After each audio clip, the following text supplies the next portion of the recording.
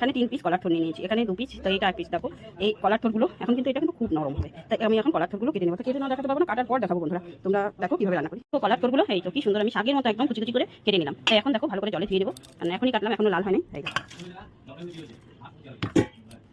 ভালো করে কষলিয়ে নিলাম, এখন তুলে নিচ্ছি আস্তে আস্তে করে, সব তুলে নিই, ধুয়ে উঠিয়ে নিলাম। এখন চলো রান্নাটা শুরু করি। কলার থোড় মুগ ডাল দিয়ে ঘন্ট করবো বলে আমি এখন মুগ ডালটা শুকনো খোলায় ভেজে উঠিয়ে নেবো, সুন্দর করে লাল লাল করে ভেজে নেবো। একটু লাল লাল করে ভাজা হয়ে গেছে, এখন জিরে আর তেজপাতা, শুকনো লঙ্কা, তেজপাতা দিয়ে দিলাম, জিরা ফোড়ন ভাজা হয়ে গেছে। এখন কলার থোড়টা ফোড়নে দিয়ে দিলাম, কাঁচা লঙ্কা দিয়ে দিলাম কুচি, এখন নেড়ে চেড়ে দেবো। এখন আমি স্বাদ মতো লবণ দিয়ে দেবো, পরিমাণ মতো চিনি দিয়ে দেবো, তারপর দিয়ে দেবো হলুদ গুঁড়ো, দিয়ে ভালো করে এখন নেড়ে চেড়ে দেবো।